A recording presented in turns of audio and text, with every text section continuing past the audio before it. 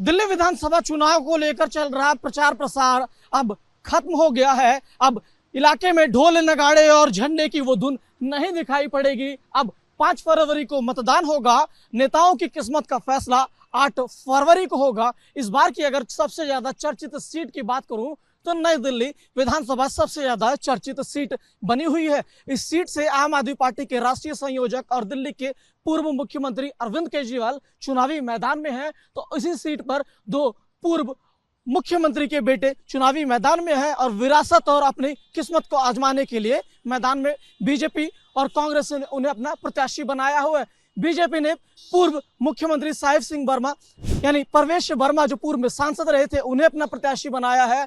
दिल्ली की 15 साल तक मुख्यमंत्री रही शीला दीक्षित के बेटे और पूर्व में सांसद संदीप दीक्षित को कांग्रेस ने अपना प्रत्याशी बनाया है। तो ये सीट सबसे ज्यादा चर्चित सीट इस बार विधानसभा में रही है और लगातार आरोप प्रत्यारोप भी इस सीट पर देखने को मिले, चाहे आम आदमी पार्टी हो या बीजेपी, दोनों सीट पर दोनों लोगों से आरोप प्रत्यारोप भी हमें देखने को मिला। लेकिन देखना होगा कि जनता इस बार इस सीट से किसकी ओर जाती है और किसके वादों उन्हें पसंद आते हैं। तो उधर दूसरी सबसे ज्यादा चर्चित सीट की बात की जाए तो जंगपुरा सीट वो है। इस सीट से आम आदमी पार्टी के नेता और दिल्ली के पूर्व में उप मुख्यमंत्री रहे मनीष सिसोदिया अपनी किस्मत आजमा रहे हैं।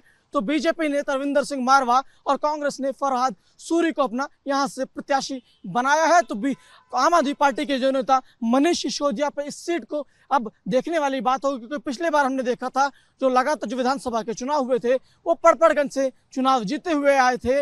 लेकिन इस बार जब उन्होंने अपनी सीट बदली है तो क्या कुछ होता है वो आने वाली 8 तारीख वो बता देगी कि इस सीट पर कौन बाजी मारता है। तो दूसरी सबसे ज्यादा चर्चित अगर जो सीट बनी है वो कालकाजी विधानसभा है। इस सीट से दिल्ली की मुख्यमंत्री आतिशी चुनावी मैदान में है। तो वहीं पर पूर्व में सांसद रहे दक्षिण दिल्ली से बीजेपी ने रमेश विदुड़ी को अपना प्रत्याशी बनाया है। तो कांग्रेस की ओर से अलका लांबा चुनाव मैदान में है। इस सीट पर भी लगातार आरोप प्रत्यारोप का दौर, शिकायतों का दौर भी हमें देखने को मिला। लेकिन देखने वाली बात होगी कि क्या जो मौजूदा दिल्ली की मुख्यमंत्री आतिशी हैं वो इस सीट पर जीतने में कामयाब होती हैं, या जो पूर्व में दक्षिण दिल्ली से सांसद रहे और अब बीजेपी के दक्षिण दिल्ली से प्रत्याशी रमेश विदुड़ी यहां से जीतने में कामयाब होते हैं, या क्या कुछ होता है वो 8 तारीख का वक्त बता देगा। लेकिन अगर जो दूसरी सबसे ज्यादा चर्चित सीट की बात किया जाए तो करावल नगर चर्चित सीटों में से एक है।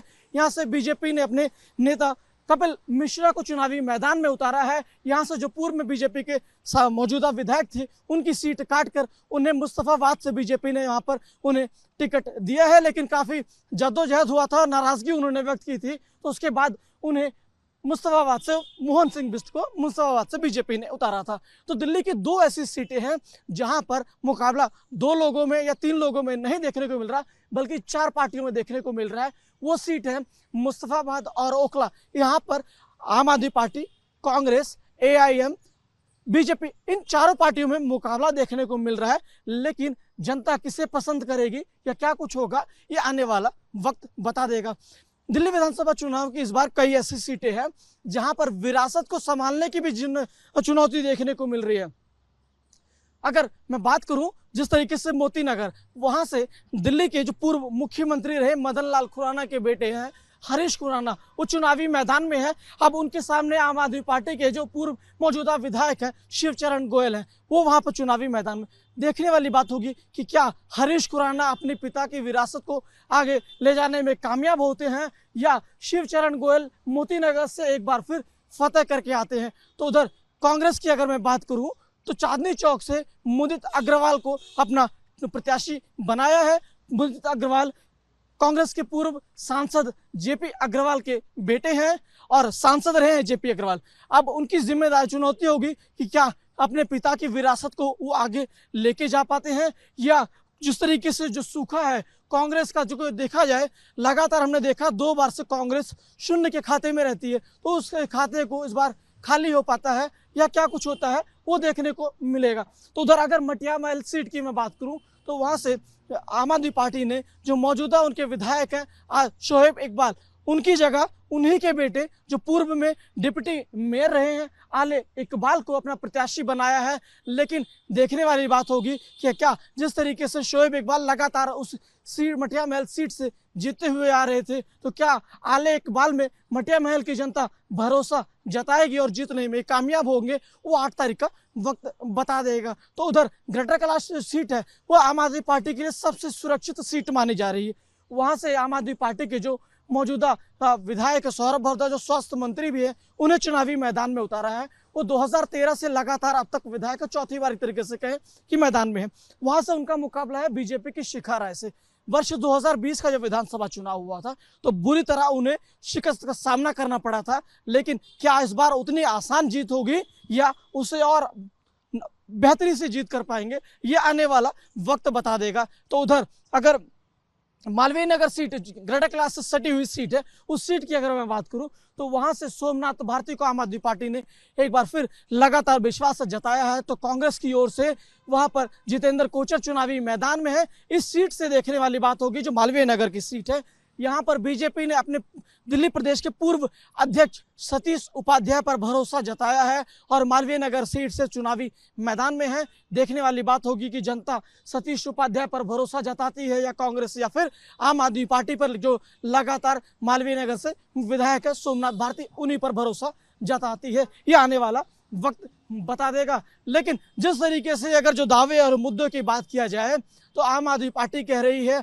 कि जो योजनाएं थी हमारी, वो योजना पहले की तरह जारी रहेगी। चाहे स्कूलों को बेहतर बनाना हो, शिक्षा को अस्पताल को बेहतर सुविधा देनी हो, मोहल्ला क्लिनिक को ठीक करना हो, घरों में स्वच्छ नल पानी से नल से स्वच्छ पानी देना हो, यमुना को सही करना हो। क्योंकि कई योजनाओं को लेकर 3 योजनाओं को लेकर आम आदमी पार्टी के राष्ट्रीय संयोजक अरविंद केजरीवाल ने माफी मांगी है, जिसमें सड़क है, यमुना माँ को स्वच्छ करने को लेकर है और पानी को यानी हर घर नल से स्वच्छ जल पहुंचाने को लेकर।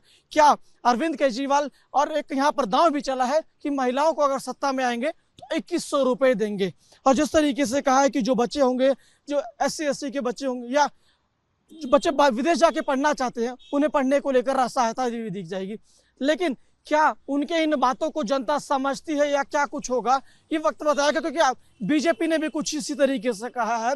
बीजेपी के जो शीर्ष नेतृत्व है उन्होंने साफ कर दिया है कि कोई भी जन कल्याणकारी योजना को बंद नहीं किया जाएगा। अब यहाँ देखिए, बीजेपी ने आम आदमी पार्टी की काट करते हुए महिला सम्मान निधि को 2500 रुपए दिया है। लेकिन जिस तरीके से बातें कही जा रही है कि क्या जनता मैनिफेस्टो को बीजेपी को समझ पा रही है या क्या कुछ होगा, या मैनिफेस्टो को बीजेपी के कार्यकर्ता समझा पा रहे हैं। क्योंकि बीजेपी के यहाँ पर लगभग 3 दशक का सूखा है जो दिल्ली की सत्ता पर पहुंचना चाहते हैं।